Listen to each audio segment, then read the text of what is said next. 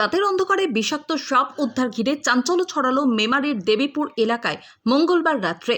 পূর্ব বর্ধমান জেলার মেমারি থানার অন্তর্গত ডিভিসি পাড় সংলগ্ন এলাকায় মঙ্গলবার রাত আনুমানিক 8টা নাগাদ স্থানীয় বাসিন্দারা একটি বড় আকারের সাপ দেখতে পান।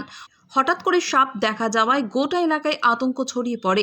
একই সঙ্গে ঘটনাটি ঘিরে তৈরি হয় চাঞ্চল্য ও কৌতূহল।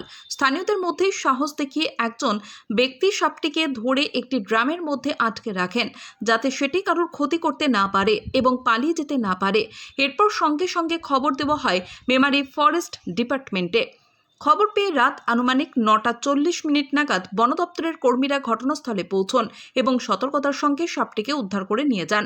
পরে বন দপ্তর সূত্রে জানা গিয়েছে, উদ্ধার হওয়া সাপটি অত্যন্ত বিষাক্ত রাসেল ভাইপার, যা ভারতের অন্যতম বিপজ্জনক সাপ হিসেবে পরিচিত বলে জানান।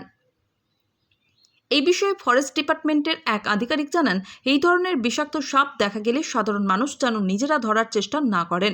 সঙ্গে সঙ্গে বন দপ্তরকে খবর দেন। দ্রুত উদ্ধার হওয়ায় বড় ধরনের দুর্ঘটনা এড়ানো গিয়েছে। ঘটনাকে ঘিরে এলাকায় এখনও আতঙ্কের পরিবেশ থাকলেও একই সঙ্গে বিষাক্ত সাপ ধরা পড়ায় অনেকেই অবাক হয়ে যান। কি করে এই ধরনের বিষাক্ত সাপ এখানে এলো সেই বিষয়ে এলাকার মানুষ চিন্তিত। মৃত্যুঞ্জয় যশের রিপোর্ট, MBS নিউজ। কোথায় এসেছিলেন?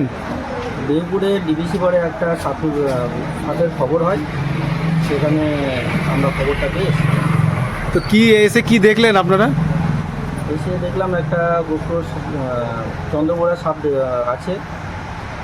সেই সাপটা এখানকার লোকালরাই মোটামুটি একটু একটা গ্রামের ভিতরে রেখে দিয়েছিল।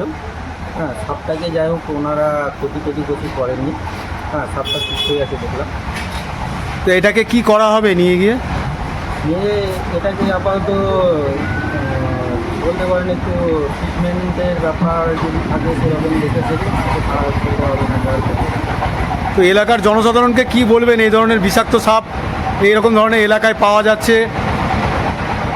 জনগণকে এটাই বলার যে সাপকে আমরা ভয় পেলেও কিন্তু সাপ অতটা ক্ষতিকর নয়। হ্যাঁ, যে আমরা ভাবি যে ওটা আমাদের কামড়ে দেবে, অতটা না। যতক্ষণ আমরা সাপকে বিরক্ত করছি না, আপনার নাম?